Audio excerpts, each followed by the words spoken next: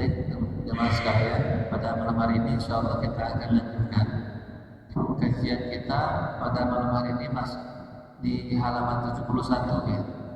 Masih di bab tentang cinta dan benci karena Allah. Nah, pembahasannya akan semakin menarik karena ada banyak perkara-perkara yang menjadi sunnah Nabi Muhammad SAW yang dianjurkan kepada setiap hamba-hamba Allah Subhanahu wa taala yang saling mencintai karena Allah. Di antara perkara yang disunahkan yang sudah kita bahas kemarin adalah saling memberi hadiah. Berdasarkan sabda Rasulullah Sallallahu Alaihi Wasallam, tahadur tahab. Kalian harus saling memberi hadiah, maka kalian akan saling mencintai. Jadi untuk memupuk rasa saling mencintai karena Allah, seorang hamba ya, mereka saling memberikan hadiah. Hadiah mungkin tidak harus yang paling istimewa. Hadiah bisa saja kita berikan dari hal-hal yang mudah, hal-hal yang murah, tetapi disenangi, disukai. Gitu. Kalau dia misalnya senang dengan buah-buahan, atau dia senang misalnya dengan hiasan, atau dia senang dengan tanaman-tanaman, atau dia senang misalnya dengan peci, dengan sorban, dengan baju, dengan gamis, atau apapun saja, atau minimal misalnya hadiah berupa makanan kecil yang itu bisa menumbuhkan rasa saling mencintai sesama kaum muslimin. Karena itulah Allah menggaransi dengan jaminan surga. Mudah nggak saling memberi hadiah? Kalau kita tanya, gampang nggak kita saling memberi hadiah? Gampang nggak? Saling memberi hadiah kepada sesama kaum muslimin itu gampang. Gampang atau susah? Biasanya kalau sesuatu itu dikatakan gampang, itu sering kita kerjain. Ya. Tapi faktanya kalau kita lihat hari ini, diri kita ya, apakah kita sering memberikan hadiah kepada saudara-saudara kita, mobil khusus orang yang kita cintai? Sesering apa kita memberikan hadiah kepada mereka? Ya, seminggu sekali, seminggu 2 kali, atau sebulan sekali, atau setahun sekali. Kalau setahun sekali, berarti definisinya susah. Saling memberikan hadiah itu susah. Coba, terakhir kita memberikan hadiah kepada siapa? Entah itu makanan kecil, traktiran. Terakhir kita memberikan hadiah kepada saudara kita kapan? Seminggu yang lalu kan? Sebulan yang lalu kan? Atau sudah kita lupa? Kan gitu. Nah ini kalau itu misalnya kita jarang banget bagi saudara kita, nyenengin saudara kita, apalagi orang yang memang kita cintai karena Allah, dan itu mungkin intervalnya bisa seminggu atau 1 bulan lamanya, itu mungkin terasa sulit. Nah, anjurannya di sini memang tidak terkait dengan waktu. Rasulullah hanya bersabda, kalian harus saling beri hadiah, maka kalian akan saling mencintai. Tidak ada ikatan waktu sebenarnya di sini. Tapi ya, hal ini menunjukkan bahwa kecintaan itu bukan sebatas lisan. Kecintaan itu diwujudkan dalam bentuk saling memberi hadiah. Maksudnya begitu. Nah, kalau orang yang sudah berhasil membuktikan cintanya karena Allah, lalu dia membuktikan dengan saling memberi hadiah, orang seperti ini kan yang dijamin oleh Rasulullah dalam sabdanya, ada 7 golongan yang mendapat naungan dari Allah di hari kiamat, yaitu orang yang saling mencintai karena Allah, berkumpul berpisah karena Allah. Ya.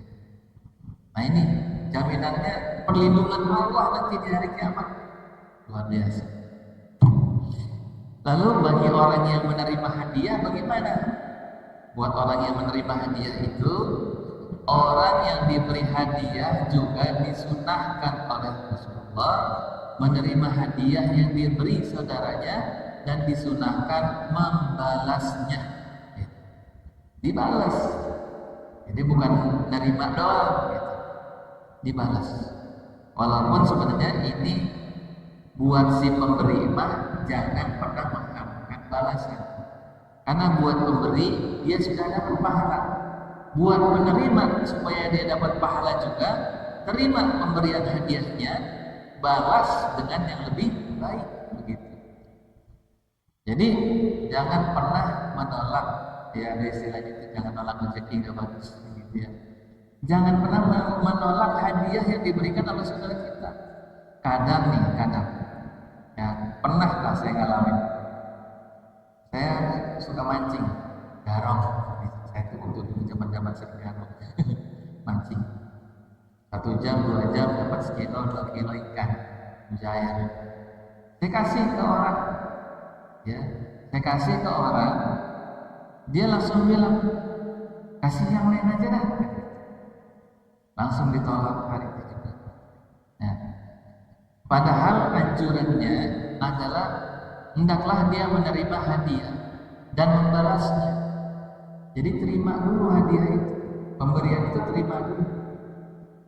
Ya memang nggak mungkin nggak dimakan karena dia mungkin nggak doyan, atau mungkin dia selama ini makan juga nggak pernah masak karena mungkin tinggalnya ngontrak, makannya serba beli gitu kan, kompor nggak ada, dikasih ikan, wah repot nih gitu, nggak bisa masak. Setidaknya buat orang yang diberikan hadiah terima, setelah itu mau dia kasihkan ke orang lain itu juga nggak apa-apa karena itu sudah menjadi hadiah gitu. Jadi jangan ditolak karena ya orang sudah berusaha untuk menumbuhkan rasa saling mencintai karena Allah dengan memberi. Dia udah berusaha menumbuhkan cinta, jangan ditolak karena itu sunnah Nabi ya, jadi jangan menolak apa yang disunahkan oleh Rasul. Terima, masalah nanti setelah orangnya pergi gitu ya, ikan itu kita mau goreng, ikan itu kita mau kasih tetangga, dapat pahalanya jadi 2 gitu. Menerima hadiah sebagai bentuk sunnah Nabi, lalu memberikan hadiah kepada orang lain juga sunnah Nabi, dapat pahalanya 2. Kalau dia tolak pemberian itu, dia kehilangan kesempatan menerima pahala karena sunnah Nabi menerima. Dia juga kehilangan kesempatan mendapatkan pahala karena memberikan lagi kepada orang lain. Nah, jadi ada anjuran dari ulama, jadilah kalian itu orang yang tamak, orang yang rakus. Ulama ngajarin jadi orang yang tamak, maksudnya gimana? Orang yang rakus terhadap pahala, balasan dari Allah. Berlomba-lomba dalam kebaikan di sini. Jadi lihat semuanya itu ada peluang kebaikan-kebaikan, ambil di situ. Bersegera gitu. Kita kalau mungkin memberikan hadiah kepada orang lain nggak punya, ada orang datang ngasih hadiah. Kita gunakan hadiah itu untuk memberi hadiah kepada orang lain. Nah, dianjurkan juga untuk apa? Membalasnya. Wah, ini gimana nih cara ngebalasnya nih? Kita aja nggak punya apa-apa, kan gitu. Gimana cara membalasnya? Islam juga mengajarkan. Pertama, dasarnya adalah hadis dari Aisyah radhiyallahu anha riwayat Al-Bukhari. Dia berkata, "Kana Rasulullah sallallahu alaihi wasallam yaqbalul hadiyata wa yusibu 'alaiha." Rasulullah sallallahu alaihi wasallam pernah menerima hadiah dan membalasnya. Jadi hadiah itu dibalas. Juga berdasarkan hadis dari Ibnu Umar yang diriwayatkan dari Imam Ahmad, Abu Dawud dan Nasa'i, Rasulullah bersabda, Man ista'adza billahi fa'idhu. Siapa orang yang meminta perlindungan karena Allah, maka lindungilah dia. Wa man sa'alukum billahi fa'aqahu. Dan siapa orang yang minta kepada kalian atas Allah, ya meminta sesuatu ke, meminta pertolongan kah itu, meminta apa saja di situ yang karena Allah ya. Jadi mintanya untuk perkara yang baik, maka berikanlah dia anjurannya. Wa man ata ilaikum wa man istajara billahi fa'ajiruh. Dan barang siapa yang meminta keamanan, maka berikanlah keamanan padanya. Wa man ata ilaikum ma'rufan fakkafi'uhu barang siapa orang yang memberikan kebaikan kepada kalian, maka balaslah dengan yang setimpal. Fakafa, kafa itu menyeluruh, maka balaslah dengan yang menyeluruh, maksudnya yang lebih sempurna. Fa'ilam tajidu, nah kalau untuk membalasnya itu tidak punya, gimana? Fada'u lahu hatta ta'lamu an qad kafa. Qad kafattuhu. Apa di sini? Kalau kita tidak menemukan sesuatu untuk membalasnya, maka berdoalah untuknya hingga kalian mengetahui bahwa kalian telah membalas dengan yang sepadan. Maksudnya gimana tuh? Doain dia sampai dia mendapatkan kebaikan, ya, yang kita lihat, kita saksikan dia mendapatkan kebaikan itu seolah-olah kita itu sudah menunaikan membalasnya. Jadi kalau dia misalnya hidupnya susah, dia kasih kita hadiah, kita nggak bisa balas, kita doain terus biar hidupnya itu lapang. Setelah dia lapang hidupnya, kita baru bisa melihat bahwa kita telah membalas kebaikannya. Nah ini kan indahnya dalam Islam ya. Kita diberi hadiah, dianjurkan membalas. Kalau nggak bisa, maka doakanlah dia. Nah di antara doa kepada orang yang memberikan sesuatu kepada kita, doa yang diajarkan kepada kita apa? Ini nanti jelaskan. Ya. Hadiah ini adalah hadiah di antara orang yang bersaudara. Tidak ada kaitannya dengan hadiah dari rakyat kepada penguasa. Ini dikasih catatan ya. Jadi hadiah ini adalah terhadap orang yang saling bersaudara karena iman, karena Allah. Ini nggak ada kaitannya dengan hadiah dari rakyat kepada penguasa. Kenapa? Karena hadiah dari rakyat kepada penguasa itu ada hadis lain yang menegaskan keharamannya. Ya, itu termasuk riswah, sogokan. Ya. Jadi terhadap penguasa agar urusannya dilancarin, bisnisnya dimudahin, dia berikan hadiah itu pejabat, dia berikan hadiah kepada hakim, dia berikan hadiah kepada ya para pemangku lah kira-kira yang menetapkan kebijakan.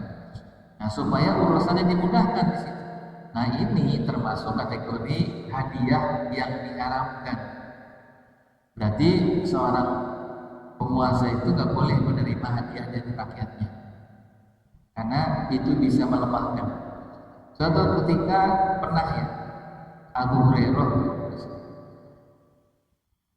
bertugas untuk mengumpulkan harta zakat, ya, harta ini pungutan dari orang-orang kafir Abu Zimah dikumpulkan semua. Ngumpulin harta zakat sebagian kumpulin. Nah setelah dia kumpulin sampai kepada Rasul, ya Rasul ini hartanya yang sudah saya kumpulkan dan ini adalah hadiah untukku, kata Abu Hurairah. Kata Nabi apa? Diomelin. Kenapa engkau tidak tinggal di rumah saja, menunggu hadiah itu datang? Kan gitu. Artinya apa di sini? Dia petugas pengumpul harta zakat. Ya. Dikumpulin, dia dikasih hadiah di tengah jalan. Ini harta zakat, ini hadiah untukku.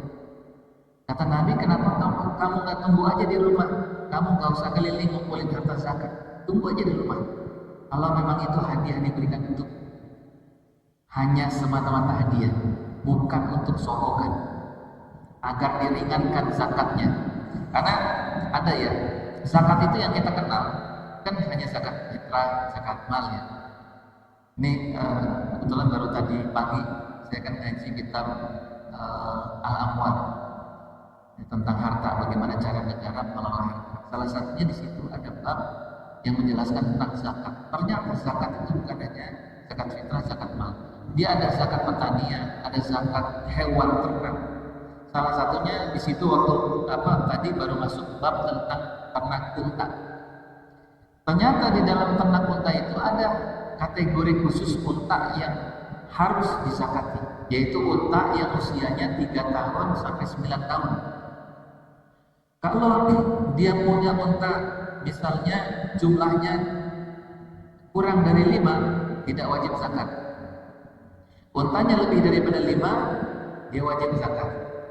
Ada di situ dalam hadis Nabi, di dalam satu riwayat disebutkan jumlah unta 120, zakatnya adalah berapa ekor unta yang salah satunya ada yang sedang hamil, begitu.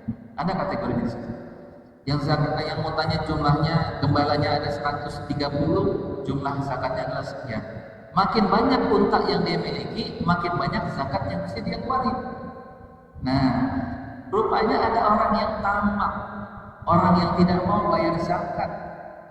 Untanya jumlahnya banyak, supaya dia bayar zakatnya sedikit, dia sogok membuat zakatnya itu. Nih saya kasih hadiah nih, nah kuranginlah zakat saya, kan? Kewajiban saya. Bisa hal itu terjadi, dan itu terjadi ketika Abu Hurairah mengumpulin harta zakat, dibilang ini hadiah. Artinya apa? Petugas yang ditugaskan oleh negara mengumpulkan harta, dia tidak boleh menerima apapun itu dari rakyatnya berupa hadiah tadi. Makanya ulama kemudian menyimpulkan hadiah dari rakyat kepada penguasa itu diharamkan, karena itu bisa melemahkan penguasa, ya akhirnya dia jadi nurut, ya padahal dia punya kerja. Nah itu catatan tambahannya. Termasuk memberikan balasan hadiah yang setimpal itu. Nah, tadi kan ada doa ya. Adalah jika seorang muslim mengatakan kepada saudaranya, jazakallahu khairan. Ini sering kita ya dengar. Sering pakai juga enggak ya? Nah, ada jazakallahu khairan, ada syukran. Bedanya apa? Syukrannya jazakallahu khairannya gitu. Bedanya apa? Jadi saya juga pernah nanya, bedanya apa sih jazakallahu khairan dengan syukran? Kalau jazakallah itu terkait erat dengan pemberian sesuatu gitu ya. Ya, misalnya pertolongan atau benda-benda seperti hadiah tadi. Kalau syukran itu lebih kepada misalnya kita ditolongin gitu, nyebrang, syukran. Ya, terima kasih, dua-duanya dia sama terima kasih. Cuman jazakallah itu artinya apa? Semoga Allah memberikan balasan kepadamu yang lebih baik, memberikan kebaikan yang lebih baik. Nah itu sudah cukup, termasuk kategori membalas. Jadi jazakallah khairan itu udah membalas pemberian. Cuman kadang-kadang jadi lucu-lucuan begini sama teman-teman waktu ngaji kitab ini. Dia dikasih hadiah, nggak pengen balas dengan hadiah yang lain, cukup jazakallah khairan. Akhirnya jangan selalu begitu juga gitu. Kalau memang ada sesuatu untuk membalasnya ya balas gitu. Balas dengan hadiah yang lain yang lebih baik. Kenapa? Dasarnya tadi Rasulullah pernah menerima hadiah dan membalasnya gitu, dengan balasan hadiah yang lain. Nah, kalau nggak mampu membalas dengan yang lain, baru kita ucapkan jazakallahu khairan. Itu sudah cukup membalasnya. Rasulullah SAW bersabda, "Man suni'a ilaihi ma'rufun faqala li fa'ilihi jazakallahu khairan faqad ablagha fi sana'i." Barang siapa yang diberi satu kebaikan kemudian dia berkata kepada yang memberi tadi, jazakallahu khairan, semoga Allah membalasmu dengan kebaikan, maka sungguh dia telah memberikan pujian yang sangat baik. Jadi nggak ada utang gitu ya. Walaupun ini tidak dimasukkan ke dalam konteks hutang, tapi orang yang sudah mengucapkan jazakallahu khairan itu sudah alhamdulillah. Nah, kalau zakat biasanya lain lagi tuh, ada doanya. Kalau doa zakat ya biasa ya, menerima zakat ya. Ya kan ada doanya tuh. Ajarakallahu fima a'taita wa barakallahu fima abqaita. Ajarakallahu fima, semoga Allah memberikan balasan kepada engkau fima a'taita, dari apa yang engkau berikan atas zakat. Ya. Semoga Allah memberikan balasan, ya. Ajarakallahu fima a'taita wa barakallahu fima abqaita. Semoga Allah memberikan keberkahan dari apa yang kau tinggalkan di rumah. Ya, itu juga sama. Ya, cukup membahas. Nah, pujian itu adalah bersyukur, yaitu membalas satu kebaikan yang diberikan oleh orang lain, khususnya bagi orang yang tidak bisa melakukannya. Ya, kecuali cuma sekedar pujian aja, ya sudah, berarti dia pujian saja, terima kasih. Itu sebenarnya ucapan yang kurang punya nilai sebenarnya kalau dalam Islam. Tapi kalau jazakallah khairan, dia punya nilai pahala besar. Hal ini didasarkan pada hadis yang diriwayatkan Ibnu Hibban dalam kitabnya dari Jabir dari Nabi Muhammad sallallahu alaihi wasallam, "Man aula ma'rufan falam yajid lahu khairan illa sana." Barang siapa yang diberi satu kebaikan tapi dia tidak bisa memberikan kebaikan untuk membalasnya kecuali hanya dengan pujian saja, faqad syakarahu, maka berarti dia sudah bersyukur, sudah berterima kasih. Wa man katamahu faqad kafarahu. Dan barang siapa yang menyembunyikan kebaikan tadi, dia dikasih, dia nggak puji, dia nggak ucapin terima kasih, dia aja dikasih. Nih, pernah kan mungkin ya, ada orang naik motor, terus ada dompetnya jatuh, atau ada barang-barangnya yang jatuh, dikasih tahu misalnya, "Pak, ini dompetnya jatuh." "Oh iya," cuman begitu doang. Ya cuman sekedar mengucapkan "oh iya." Dia nggak terima kasih, nggak mengucapkan jasa Allah dan sebagainya, maka dikatakan di sini ya, dia tidak mengucapkannya, maka dia seperti apa? Mendustai kebaikan orang lain. Dia menyembunyikan kebaikan atau pujiannya untuk membalas kebaikan orang lain. Wa man tahalla bi batil, barang siapa yang menghiasi dirinya dengan kebatilan, bahwa kala isi saubi sur, maka dia seperti orang yang memakai pakaian palsu. Dia menghiasi dirinya dengan perkara-perkara yang batil. Orang nauzubillah ya, kalau seorang mukmin yang dia menghiasi dirinya itu dengan perkara yang batil, maka di sini seolah-olah dia memakai pakaian palsu, tidak ada nilainya di sisi Allah Subhanahu wa taala. At-Tirmizi telah meriwayatkan dengan isnad hasan dari Jabir dari Nabi Muhammad sallallahu alaihi wasallam, "Man utiya ata'an," barang siapa yang diberi satu pemberian, fawajada falyajzi bihi, kemudian dia menemukan sesuatu untuk membalasnya, fa illam yajid falyasdi, maka hendaklah dia membalasnya. Namun jika tidak menemukan, hendaklah dia membalas dengan kebaikan. Fa inna man asna faqad syakara, karena barang siapa yang sudah memuji dia, maka orang itu telah memberikan, berarti dia telah berterima kasih. Kalau dia sudah memuji, berarti dia telah berterima kasih. Jadi terima kasih atau mengucapkan syukur, ya rasa terima kasih kita dengan ucapan yang memang biasa di tengah masyarakat. Kalau kita bisanya terima kasih, kalau Islam mengajarkan jazakallah, itu sudah seharusnya dilakukan sebagai adab seorang mukmin. Ya. Memang yang diberikan itu punya kita, dompet kita yang jatuh diambilin sama dia, punya kita betul. Tapi kan tanpa dia, dompet kita hilang atau ditemukan oleh orang lain yang jahat misalnya, justru malah nggak dikembalikan. Maka pemberian itu walaupun dompet milik kita kembali ke tangan kita, itu tetap hakikatnya adalah pemberian yang kita diajarkan untuk mengucapkan ya syukur atas pemberian tadi.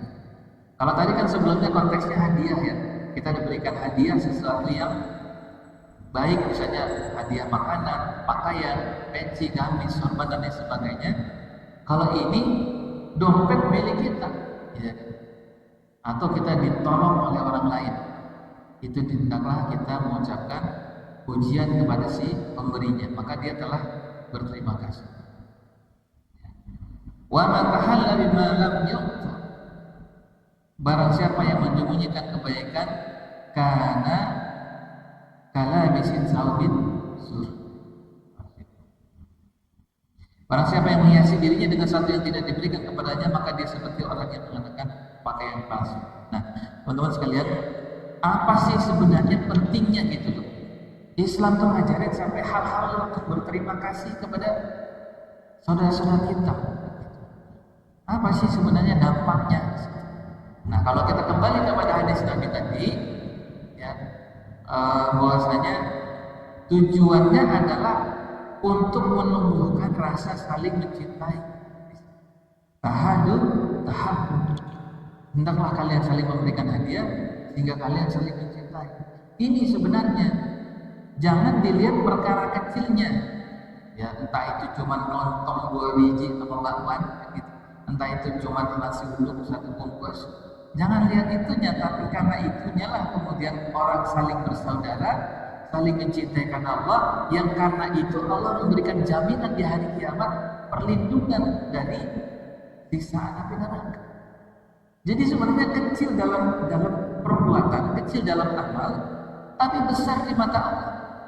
Disinilah kenapa kita nggak boleh meremehkan meskipun sekedar mengucapkan jazakallahu khair. Tambah lagi jazakallahu khairan katsiran. Semoga Allah memberikan balasan kepada engkau yang lebih baik, yang lebih banyak. Ya. Jazakallahu khairan katsiran. Nah ini luar biasa ya, Islam mengajarkan kita sampai sedetil itu. Agama mana coba yang ngajarin kayak gitu?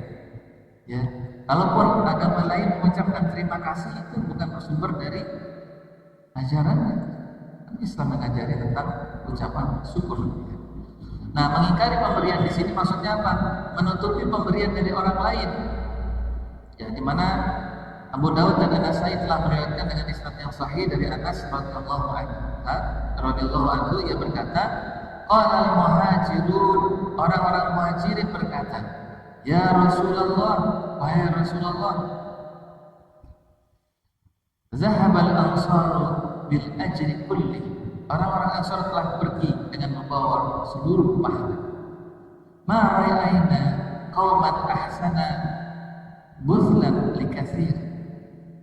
Kami belum pernah melihat satu kaum yang paling baik pemberiannya kepada orang yang banyak. Wala ahsana muasatan fi qalili minhum, dan paling banyak pertolongannya kepada saat memiliki sedikit harta di orang Ansar ya. Mereka kan banyak membantu orang-orang muhajirin ketika mereka hijrah. Mereka sebenarnya membutuhkan harta, tapi mereka juga berbagi kepada orang yang sedikit sekali hartanya. Ya, orang-orang muhajirin karena mereka tidak membawa harta ketika berhijrah. Laqad kafar, sini wala ahsana muasatan fi qalilin minhum laqad kafarna al-maunah. Mereka telah memberikan biaya hidup kepada kami yang cukup bagi kami. Qala alaysa yasnuna alaihim bih. Rasulullah bersabda, bukankah kalian juga telah memuji mereka, wa tad'auna lahum, dan telah mendoakan mereka? Qalu bala. Mereka mengatakan benar. Lalu Rasulullah bersabda, fazaka mizan. Maka yang demikian itu untuk yang demikian. Ya. Hal itu sama dengan hal itu. Berarti apa di sini maksudnya? Ya. Orang-orang Ansar yang menolong kaum muhajirin yang hijrah dari Makkah ke Madinah. Ini mungkin beberapa kali saya ceritakan tentang kisah ini ya di sini. Mereka itu kan juga sebenarnya butuh harta. Tapi ketika muhajirin hijrah ke tanah mereka, harta mereka bagi kepada orang-orang muhajirin. Orang-orang yang berhijrah. Kenapa? Karena persaudaraan iman. Karena iman itulah yang mendorong mereka untuk berbagi kepada sesama. Sehingga orang muhajirin melihat, wah, orang Ansar ini banyak sekali pahalanya, banyak menolong mereka, menolong kita, orang-orang yang lemah, begitu. Ya, bukannya hasad ya di sini kan pernah saya sampaikan ada hasad yang diperbolehkan ya kan. Hasad yang diperbolehkan itu terhadap ulama yang mengamalkan ilmunya terhadap orang yang berharta yang menafkahkan hartanya di jalan Allah. Nah, orang Ansar ini hartanya dinafkahkan di jalan Allah. Mereka enak, pahalanya banyak, mereka memboyong pahala yang begitu banyak. Sementara kita ini kan yang nerima kan gitu. Kumaha ya? Gimana dong? Ya. Nah, kata Nabi, bukankah kamu juga telah memujinya orang-orang Ansar dan mendoakannya? Ya, betul. Maka pujian orang Ansar kepada pujian orang Muhajirin kepada kaum Ansar itu setara nilainya dengan pemberian mereka. Nah itu. Jadi kalaupun kita nggak bisa memberi dan mendapatkan pahala yang banyak, kita bisa mendapatkan pahala itu dengan cara mendoakannya. Ini luar biasa. Seorang muslim harus mensyukuri nikmat yang sedikit seperti halnya mensyukuri nikmat yang banyak. Ini catatan tambahan. Kita kadang-kadang kalau menerima nikmat yang sedikit dengan nikmat yang banyak, responnya atau reaksinya gimana? Kalau dapat yang banyak tuh, biasanya gimana? Alhamdulillah, kan gitu. Panjang alhamdulillahnya, sampai sujud syukur. Gitu. Tapi kalau nerima yang dikit, biasa aja gitu. Alhamdulillah, gitu. Masih ada rezeki, kan gitu. Nah, harusnya yang namanya konteks syukur kepada Allah itu tidak dibedakan banyak atau sedikit.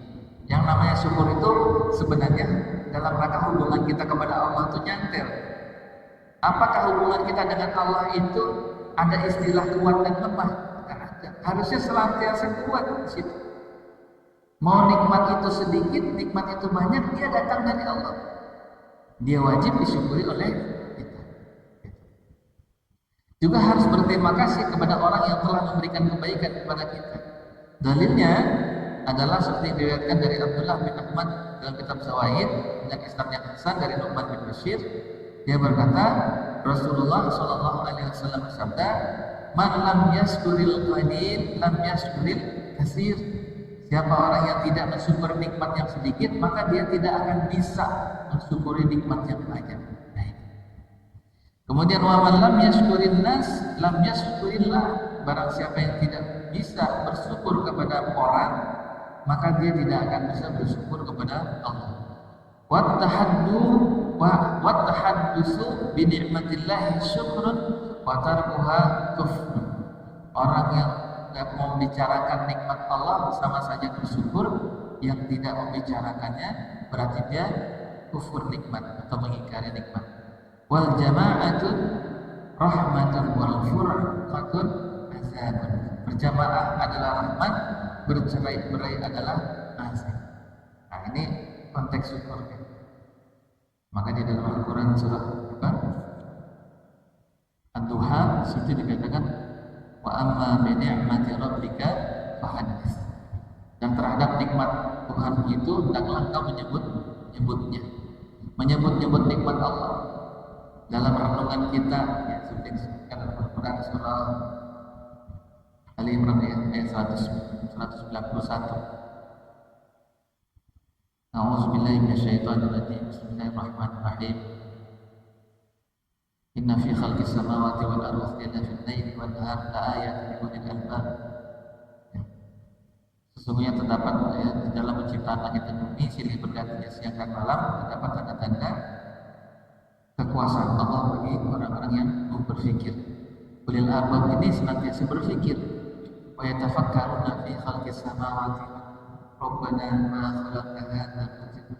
Mereka senantiasa berpikir, merenungi nikmat Allah yang banyak yang diberikan kepada kita. Makanya orang-orang yang hari ini merasa hidupnya susah, merasa hidupnya tidak beruntung, hati-hati dengan godaan setan yang menyebabkan dia berputus asa dari rahmat Allah. Setan berusaha untuk menutupi semua pemberian-pemberian Allah dan kebaikan-kebaikan Allah pada dirinya.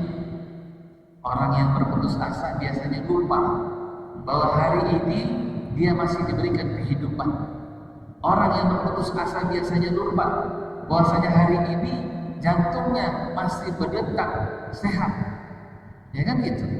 Orang yang berputus asa sebenarnya mereka dibuat lupa oleh setan bahwasanya pada hari ini dia masih diberikan nikmat yang banyak. Dia bisa berjalan, dia bisa berlari. Di mana hari ini banyak orang yang untuk berjalan saja membutuhkan tongkat, membutuhkan roda. Untuk berlari apa lagi? Ya kan? Nah, setan tuh berusaha untuk menutupi semua nikmat-nikmat Allah ini agar kita itu berputus asa. Seolah-olah hidup kita ini udah gak ada lagi nikmat yang bisa kita manfaatkan. Tidak ada lagi nikmat yang bisa memberikan kebaikan lagi kepada kita. Sehingga dia mengakhiri hidupnya. dia putus asa dari rahmat Allah. Hati-hati, setan. Ya. Padahal nikmat Allah di setiap, ya di sekeliling kita ini banyak sekali nikmat Allah yang bisa kita rasakan.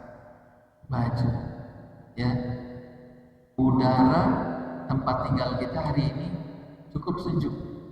Ini nikmat dari Allah. Bagaimana kalau misalnya Allah ciptakan sesak tinggi ini penuh dengan salju? Enak gak? Salju, tapi nggak pernah ada panas. Ya kan? Atau sesak tinggi ini diciptakan panas terus, nggak pernah ada malam, siang terus. Ini semua sebenarnya adalah nikmat Allah Subhanahu wa ta'ala. Maka siapa orang yang membicarakan nikmat Allah berarti dia telah mensyukuri nikmat. Nah, kalau sudah bersyukur atas nikmat Allah kan ada jaminan di hadis yang lain, di dalam ayat yang lain. A'udzubillahi minasyaitonirrajim wa idz ta'azzana rabbukum la in syakartum la azidannakum. Kan gitu. Dan ketika Tuhan memaklumkan apabila kalian mensyukuri nikmat Allah, la in syakartum la azidannakum, maka Allah pasti akan menambah. Jadi kalau pengen ditambah nikmatnya sama Allah, sering-sering ingat nikmat Allah yang udah ada. Berarti kita harus apa? Bersyukur dulu. Konteksnya di situ. Syukurin dulu karena nikmat itu sudah ada sebenarnya. Harapannya dengan bersyukur itu Allah tambah baru dengan nikmat yang lebih banyak. Ini kan kadang-kadang enggak. Ya kan? Dia minta kepada Allah nikmat yang banyak, seolah-olah dirinya tidak pernah diberikan nikmat yang banyak oleh Allah. Hidup susah banget ya kayaknya, kan gitu. Ngeluh nih, akhirnya kemudian dia panjatkan kepada Allah. Tapi sebelumnya ngeluh dulu, ya kan? Seolah-olah Allah tidak berikan nikmat kepada dia sampai hari ini. Nah, yang benar gimana? Yang benar seharusnya setiap hari kehidupan seorang mukmin itu dipenuhi dengan syukur. Bangun tidur, alhamdulillahilladzi ahyana ba'da ma amatana wa ilaihi. Kemudian masuk, kita berwudu, berdoa lagi kepada Allah Subhanahu wa taala. Keluar dari tempat kamar mandi, kita lagi berdoa kepada Allah Subhanahu wa taala. Mau makan, berdoa lagi. Penuhi dengan rasa syukur. Kita bisa makan, bisa berjalan, bisa mandi, bisa sholat jamaah terus. Kalau bisa itu semua sebelum doa disebutin dulu. Ya Allah, alhamdulillah hari ini kau hidupkan aku. Ya Allah, alhamdulillah hari ini kau telah berikan makan aku. Kau berikan nafas kepadaku. Kau berikan rezeki kepadaku yang tidak akan bisa sanggup aku bayar. Kan gitu. Sebutkan dulu nikmat-nikmat Allah. Syukurin dulu nikmat-nikmat itu semuanya. Baru kita minta kepada Allah Subhanahu. Gitu. Jadi jangan ngeluh dulu. Karena kalau udah ngeluh, orang yang ngeluh itu berarti dia sudah kufur terhadap nikmat Allah. Dia mengingkari nikmat Allah Subhanahu wa taala. Ini konsep syukur. Ya, jadi jangan salah. Kemudian, ini ada yang tanya, silakan. Mau ditanya langsung, boleh, bebas. Bapak, Pak, silakan bertanya. Ada yang tanya, Mbak? Pak Ahmad? Bebas ya. Sampai di sini sebenarnya masih gampang. Cuman tadi ya, saling memberi hadiah itu gampang apa enggak, saya tanya lagi. Susah. Ya, silakan. Kenapa? Kalau itu di luar konteks ini, itu kewajiban. Itu kewajiban. Nafkah suami kepada istri itu adalah kewajiban. Dia konteksnya beda. Dia punya keutamaan sendiri. Kalau yang dibahas di sini adalah pemberian dari dua orang yang saling mencintai karena Allah. Bahkan tidak ada hubungan darah, tidak ada hubungan bisnis, tidak ada hubungan apapun, kecuali semata-mata karena Allah saja. Karena dia orang taat, dia orang soleh. Ya, kan di bab awal dijelaskan cinta karena Allahnya di sini, cinta karena kesolehannya dia, karena ketaatannya kepada Allah. Nah, kalau kepada istri kepada suami saling memberi di situ, itu konteksnya beda. Ya, kalau di situ ada kewajiban suami memberikan nafkah kepada istri, gitu. Kalau istri memberikan kepada suami, itu sedekah buat dia, keutamaan buat dia. Jadi Dia punya balasan tersendiri. Ya, di luar konteks yang ini tetap dapat pahala. Ya, saya juga baru ngeh ya, ternyata saling memberi hadiah kelihatannya mudah, ternyata susah gitu. Apa tanda susahnya tadi? Ya coba kita evaluasi, kita nih sekali lagi evaluasi. Kita memberi hadiah, memberikan sesuatu kepada orang lain, kapan terakhir itu kan kita kerjain? Dan 1 bulan ini berapa kali kita ngasih orang, memberikan kepada orang lain hadiah dalam 1 bulan? Kayaknya bulan ini belum pernah deh. Terus cek bulan lalu, Januari, pernah nggak ngasih orang? Kayaknya belum pernah deh. Oh, berarti 2 bulan ini nggak pernah kasih hadiah. Berarti susah kasih hadiah itu. Kan gitu. Kalau mudah kan harusnya setiap hari, rutin. Nggak harus setiap hari sih, bisa sering. Nah, jadi jangan lihat kecilnya, tapi ya itu sebenarnya kalau diamalin ya susah juga. Makanya pantas yang berat ini Allah berikan ganjaran besar. Wajar Allah berikan ganjaran surga karena memang berat sebenarnya. Ya. Nah, di antara perkara yang disunahkan yang lain adalah apa? Membela saudaranya untuk mendapatkan manfaat dari satu kebaikan atau memberikan kemudahan dari satu kesulitan. Hal ini didasarkan hadis yang diriwayatkan dari Bukhari dari Abu Musa. Dia berkata, Rasulullah SAW bersabda, jika didatangi peminta-minta, bersabda ya. Rasulullah SAW jika didatangi peminta-minta, maka beliau suka berkata, Isfa'u fatu'ajjaru wa yaqdillahu ala insani nabiyah Sallallahu alaihi wasallam, masya.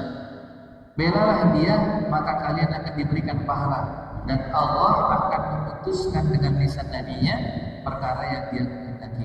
Jadi Rasulullah menganjurkan kepada sahabatnya untuk memberikan ya, kepada orang yang meminta-minta tadi. Kalau memang dia meminta untuk kebutuhannya, maka berikanlah untuk memudahkan urusannya. Nah, ini kemudian timbul ya pertanyaan, gimana dengan orang yang minta-minta di lampu merah kan gitu.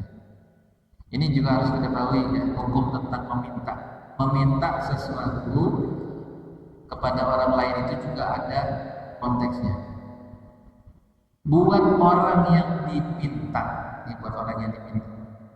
Ketika ada orang meminta-minta kepada dia, pilihannya kan 2, dia kasih atau nggak kasih. Dia kasih, dia dapat pahala, nggak dikasih juga nggak dapat dosa. Tetapi pertanyaan yang muncul kan, bisa jadi orang yang minta-minta tadi mungkin dia pura-pura susah, ya kan? Sebenarnya dia nggak susah, pura-pura belum makan, padahal sudah makan. Untuk urusan itu yang tidak diketahui oleh kita yang diminta, itu nggak ada hisabnya buat kita. Kita nggak tahu. Itu di luar kehendak kita, di luar pengetahuan kita. Dia minta, kita ada, kita kasih. Kita nggak punya, kita tolak, juga selesai di sini. Kan tidak haram juga kalau kita memberi kepada orang kaya. Memang diutamakan memberi kepada orang yang susah, yang miskin. Memberi kepada orang kaya tidak haram, nggak apa-apa. Ya, misalnya kita punya saudara atau siapa tetangga yang memang dia orang kaya, tapi kita tahu kita ingin saling mencintai karena Allah, gitu ya, saling memberi hadiah seperti tadi gitu, karena ingin memenuhi sunnah Nabi, saling memberikan hadiah. Oh, tetangga kita ini kayaknya biasanya senang banget ini kalau kita bawa ini nih, kita kasih. Tapi ini tentu dengan niat yang ikhlas ya. Lagi-lagi harus diluruskan niatnya. Saling memberi hadiah itu, saya lupa tadi kasih catatannya, niatnya tetap ikhlas, tidak mengharapkan balasan. Walaupun Rasulullah menganjurkan untuk membalas, tapi balasan itu bukan diharapkan. Nggak boleh ada harapan tadi. Jadi ngasih ke orang kaya harapannya, ya itu nggak boleh. Ya, teman saya ngasih kiai singkong, pulang dikasih kambing. Barangkali kalau bawa durian mah pulang dikasih sapi kan gitu. Ini nggak boleh. Ya luruskan niat pada saat memberi pada orang lain. Nah, kembali ke konteks konteks meminta-minta tadi, tidak ada salahnya kalaupun dia pura-pura kaya, gitu. Karena kalaupun kita sedekah kepada orang kaya juga bagus. Nah, kalau kepada dianya yang menipu kita, dia sendiri punya hisab di sisi Allah.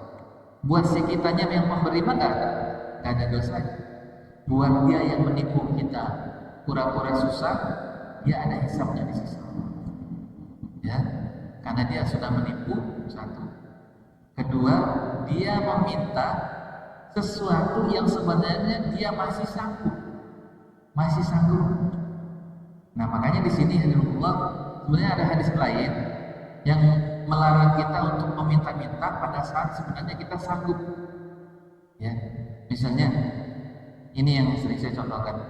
Ketika ada saudara kita yang jalan-jalan tamasya atau umroh misalnya, terus kita minta hadiah, minta oleh-oleh, itu meminta sesuatu oleh-oleh ini sama saja kita meminta-minta. Ya, dalam hadis Nabi itu yang kayak gitu tuh dilarang, karena kita meminta sesuatu yang sebenarnya kita sanggup untuk membelinya. Misalnya ke Semarang atau ke Jogja gitu ya, minta dibawain lumpia. Sebenarnya kita sanggup beli lumpianya, satu kotak misalnya 25.000, sanggup beli.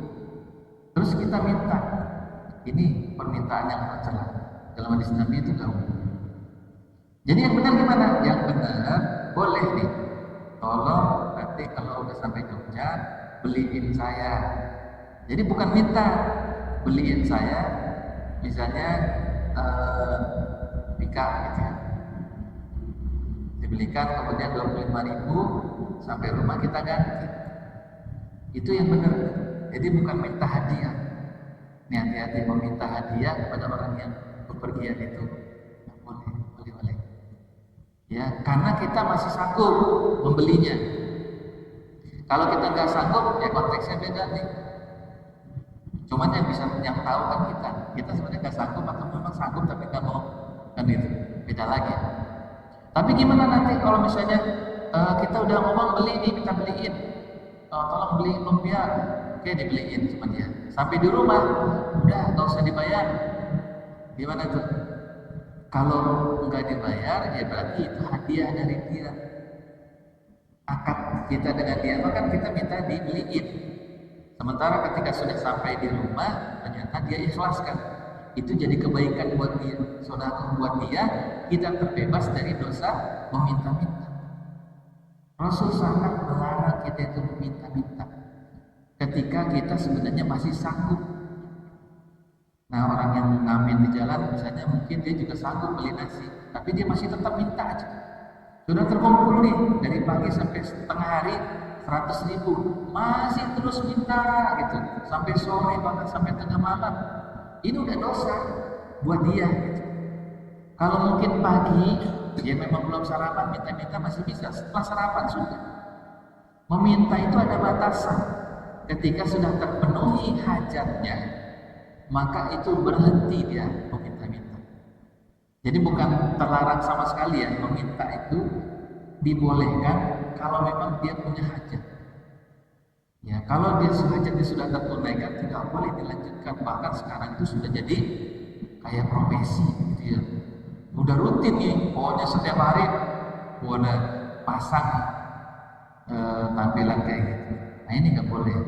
Jadi minta itu hanya bersifat sementara, nggak boleh terus-menerus. Jadi ada batasan. Ini tanyakan silakan. Ya.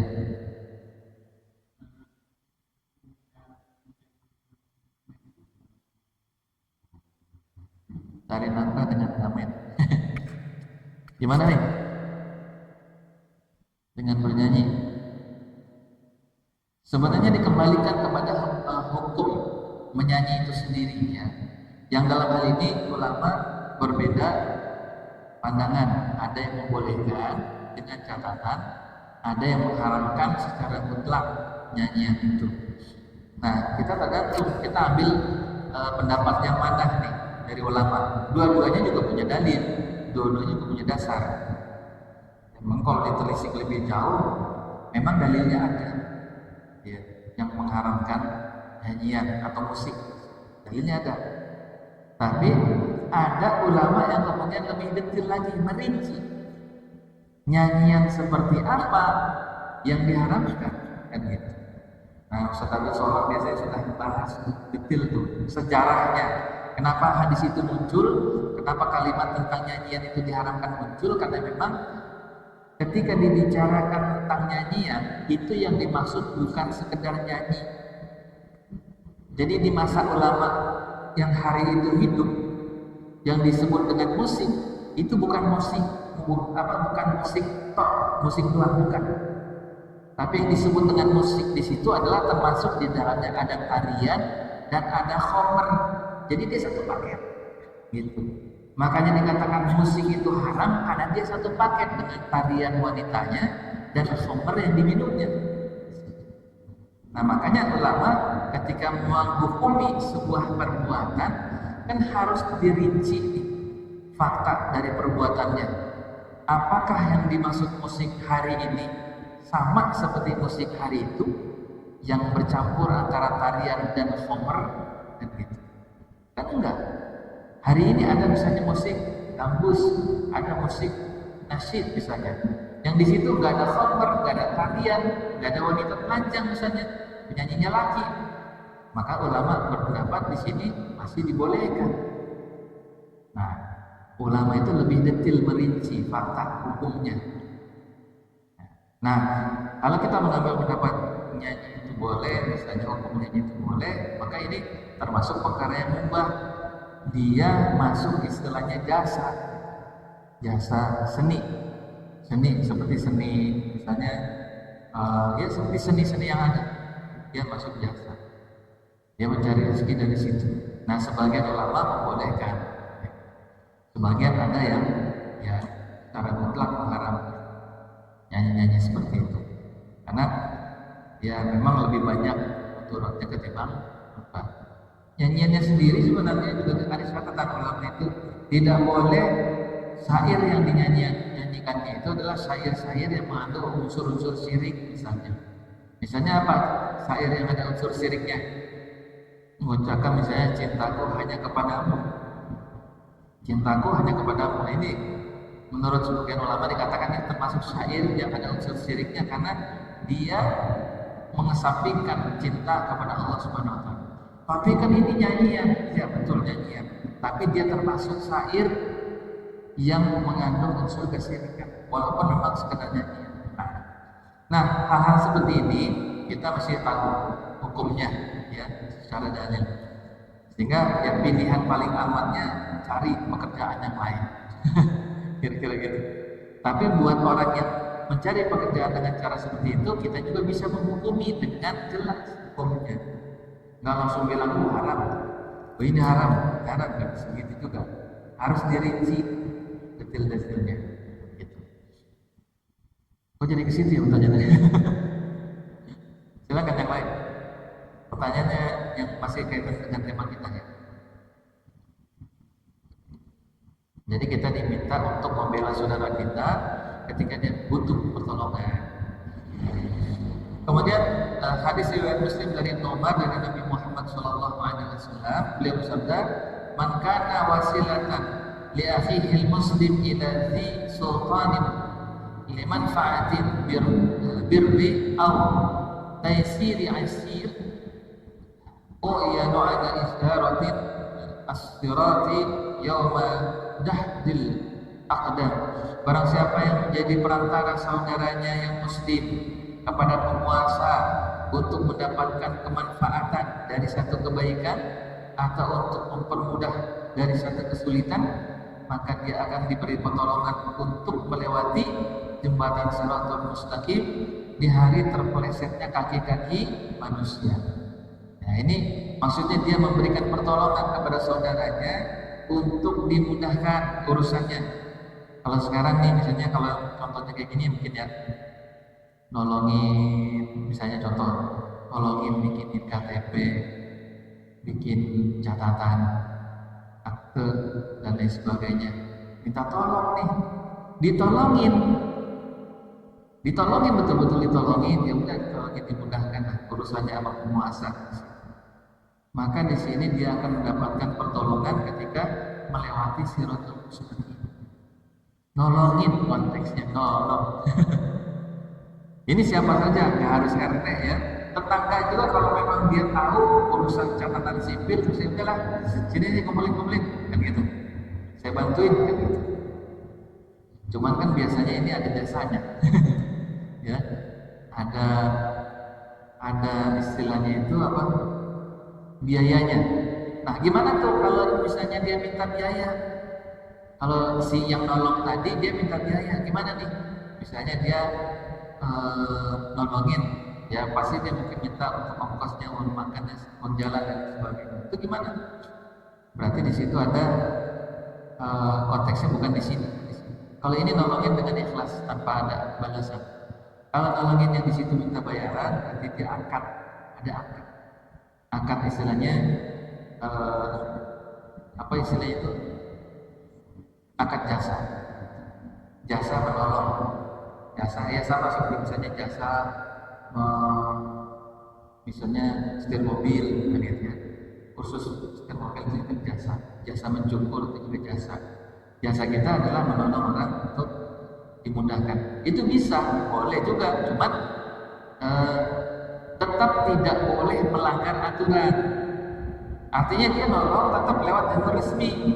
Tapi kalau sudah menolongnya lewat jalur alternatif, melanggar konstitusi, istilahnya, melanggar aturan yang sudah ditetapkan, ini termasuk tadi hadiah kepada penguasa yang nggak boleh, ya kan? Hadiah kepada penguasa tujuannya adalah untuk dimudahkan urusan-urusannya. Ini nggak boleh. Konteks untuk memudahkan urusan kaum muslimin dengan penguasa di sini itu beda dengan yang tadi.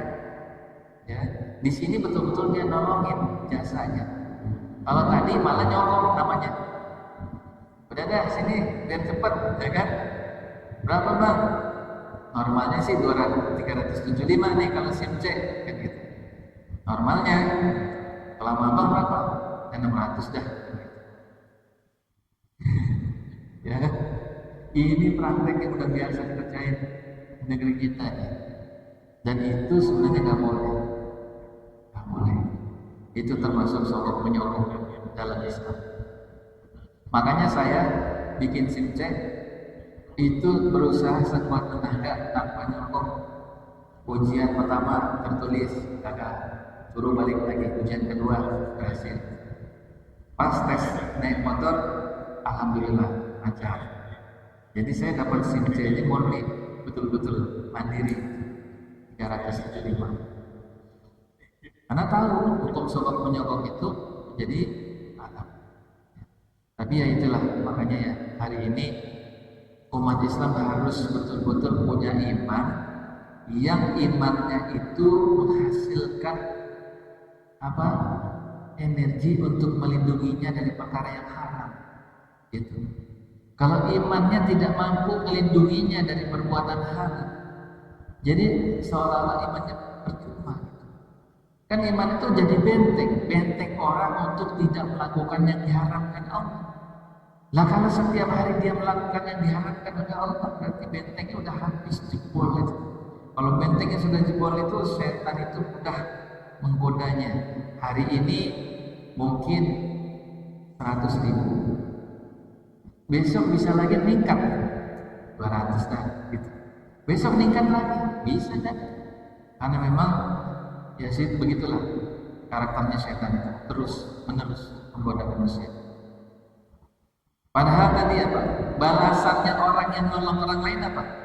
Ditolong oleh Allah di jembatan Shiratal Mustaqim yang kaki-kaki manusia pada hari itu banyak yang tergelincir. Kita pengen nggak diselamatin nanti di hari kiamat oleh Allah Subhanahu Wa Taala? Rambut dibelah 7 kita lewati, kelihatan juga kagak, kan gitu. Tajamnya luar biasa. Tapi kita diselamatkan di jembatan yang mengerikan itu lantaran kita nolongin saudara kita, memudahkan urusan dia. Kan gitu. Jadi pilihannya nyaloin apa nolongin? Ya, nyaloin juga boleh, tapi tidak melanggar. Yang melanggar tadi itu tadi lewat jalur alternatif. Kalau nyaloin, kalau masih bisa nolongin, gitu, mempermudah.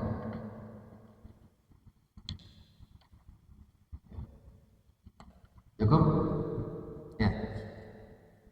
Itu diantara perkara-perkara yang disunahkan oleh Rasulullah. Ternyata mungkin dalam pembahasan ini itu ringan-ringan aja gitu. Tapi coba kita praktekkan mulai hari ini, apapun ya, kita saling memberi hadiah. Hadiah itu jangan diartikan selalu dalam bentuk dibungkus yang rapi, dikasih, enggak. Ya apa saja yang bisa kita berikan kepada saudara kita, makanan itu apa semuanya kita latih hari ini. Karena orang yang saling memberi hadiah itu dia punya balasan di sisi Allah untuk dapat naungan di hari kiamat. Bebas dari api neraka. Gara-gara saling memberi hadiah.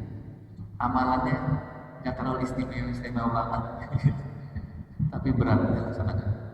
Baik, alhamdulillah, mudah-mudahan menambah ilmu dan keimanan kita, umat kita pada malam hari ini, dan mudah-mudahan kita berharap kepada Allah Subhanahu Wa Taala agar diberikan kesehatan, agar bisa mengikuti kajian-kajian pada pertemuan berikutnya. Insyaallah, amin ya rabbal alamin.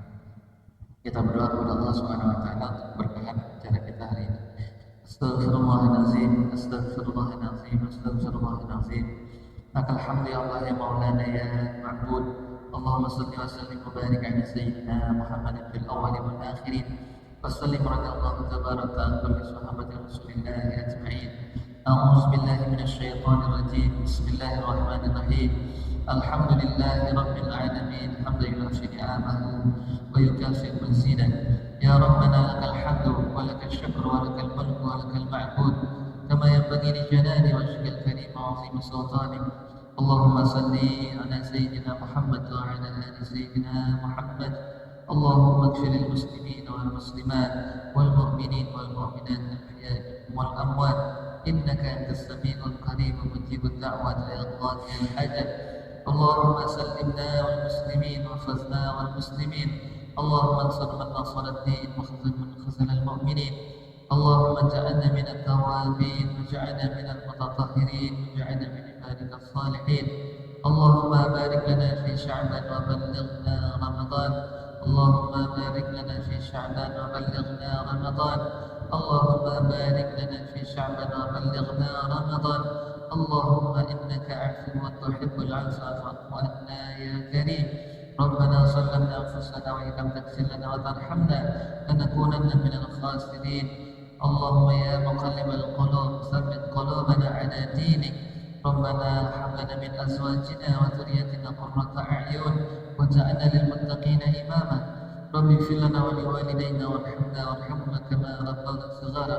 ربنا آتنا في الدنيا حسنة وفي الآخرة حسنة وقنا عذاب النار وأدخلنا الجنة مع الأبرار يا عزيز يا غفار يا رب العالمين. اللهم ارزقنا بحسن الخاتمة. وصلى الله على نبينا محمد سيد المرسلين وعلى آله وصحبه أجمعين. سبحان ربك رب العزة عما يصفون وسلام على المرسلين والحمد لله رب العالمين. إلى آخرنا الحمد لله آخر المجلس. الحمد لله رب العالمين. سبحانك اللهم وبحمدك أشهد أن لا إله إلا أنت أستغفرك وأتوب إليك. السلام عليكم ورحمة الله وبركاته. يا رب بالمصطفى بلغ مقاصدنا واغفر لنا يا واسع الكرم.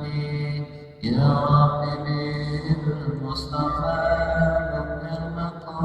مقاصدنا واغفر لنا ما مضى يا واسع الكرم. يا الله بها يا الله بها يا الله بحسن الخاتمة. يا الله بها يا الله بها يا الله بحسن الخاتمة. اللهم صل وسلم وبارك عليه